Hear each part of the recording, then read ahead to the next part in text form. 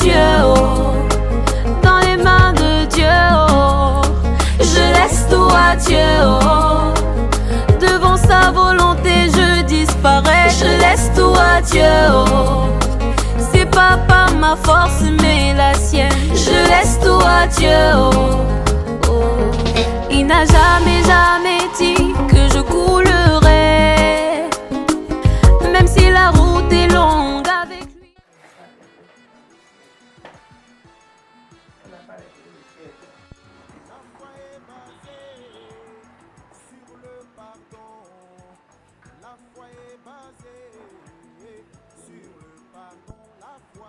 En fait, le matin, dès que je me lève, je prends ma petite prière. Et avant de prendre mon petit déjeuner, je fais d'abord quelques minutes de vélo pour le maintien. Et après, je fais mon petit déjeuner. Par la suite, je commence à regarder les problèmes quotidiens de la famille. Parce que je suis toujours prête à l'écoute de tout le monde, rendre service, je peux dire à la nation, si j'avais le moyen comme le président. Mais j'essaye de faire mon mieux. Tout le monde peut en témoigner. Voilà. C'est ça. Donc on n'est pas obligé de descendre là-bas.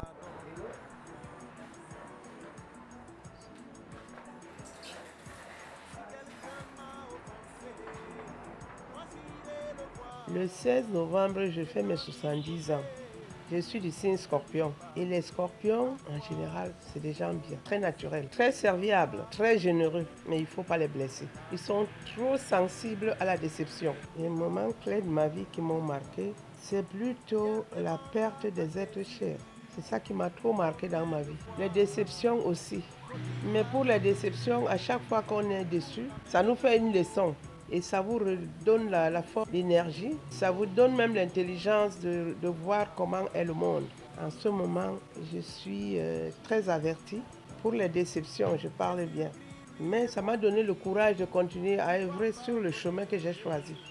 C'est le chemin de l'amour, du partage et du pardon. Si ma grande sœur était là, ou mon grand frère, il pourrait bien vous parler de moi. Mais moi-même, en tant qu'enfant, j'ai quelque chose que je retenais seulement en eux. C'est-à-dire quand on partait chercher les prunes, par exemple, en brousse avec mon grand frère, j'avais la chance de trouver beaucoup plus que lui. Et il fallait qu'il me mette au milieu de la route, me demander.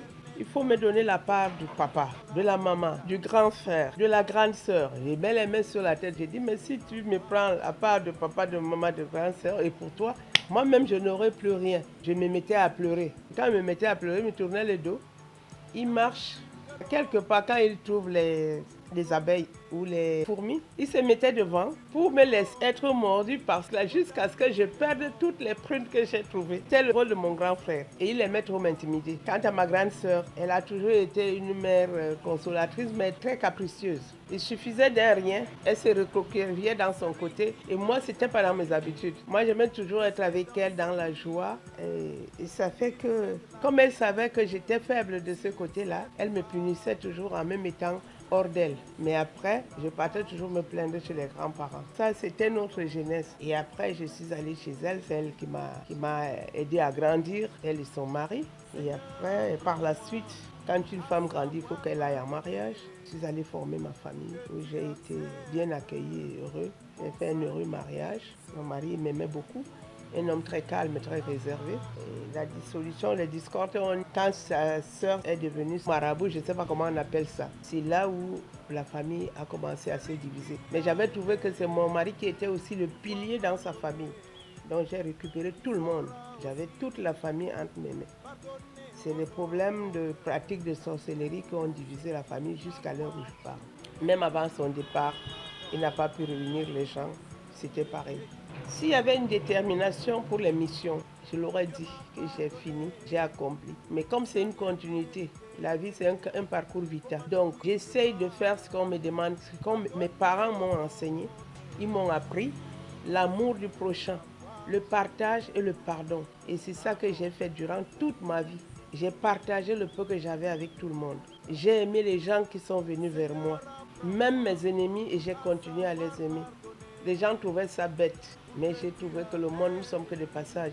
Ça sert à rien de garder des rancunes, des rancœurs qui ne finissent jamais. Finir la mission, c'est bien, mais est-ce qu'on finit? Même Dieu n'a pas fini le travail. Donc, j'ai fait ce que je peux à mon niveau. Je continue à le faire jusqu'à mes derniers jours. Si les gens pouvaient vraiment prendre mon message en compte, je commencerai d'abord par mes enfants, en leur disant l'amour et le pardon sont les clés de la vie d'un être humain. Parce que si tu sais pardonner, si tu sais effacer le mal que les gens te font, parce qu'à tout moment, tu seras l'homme le plus heureux. Celui qui te fait du mal, il a honte parfois de revenir vers toi.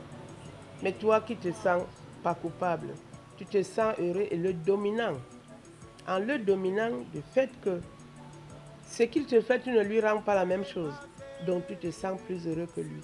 Donc si j'ai un message à passer aux amis, à mes enfants, à mon entourage et aux autres personnes qui peuvent écouter mes petits conseils, c'est de pardonner, d'aimer les gens. L'amour est la clé de tout. Parce que quand tu aimes quelqu'un, tu es prêt à le pardonner. Et moi, je pardonne tous ceux qui me font du mal. Et je leur demande pardon. C'est pour ça que je demanderai la petite chanson d'un monsieur qui chante là. À tous ceux qui m'ont offensé, je demande pardon. Je demande pardon. Je demanderai pardon. Donc, le pardon, c'est un moteur de la vie. Il y a deux choses dans la vie, il y a l'amour et le pardon. Si vous arrivez à pardonner les gens, il faut les aimer. Le symbole de tout, c'est l'amour qui fait tout, c'est l'amour qui unit les gens, c'est l'amour qui donne la vie, c'est l'amour qui donne même la richesse. Un amour, un homme amoureux, une femme qui a de l'amour, c'est pas l'amour que mon chéri, non. C'est pas cet amour-là que les gens utilisent maintenant verbalement sans toutefois le pratiquer.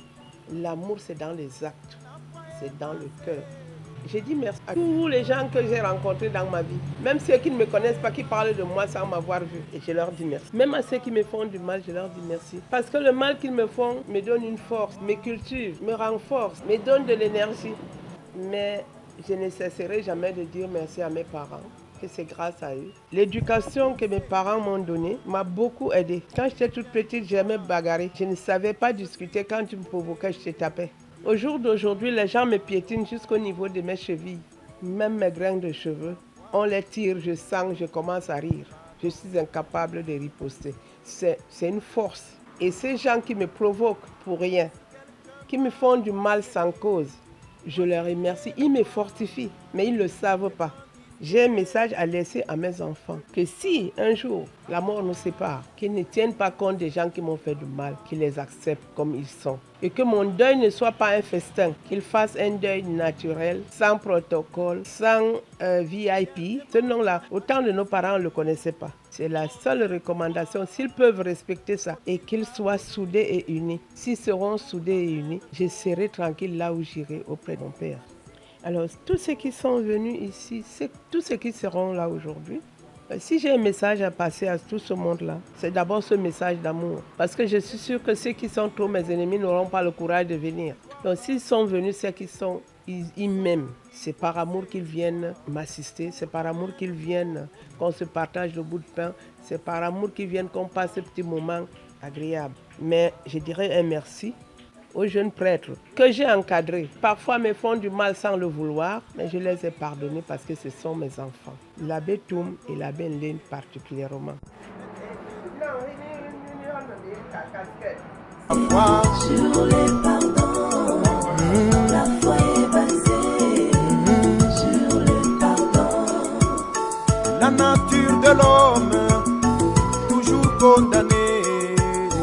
La nature de l'homme, que je coulerai, même si la route est longue.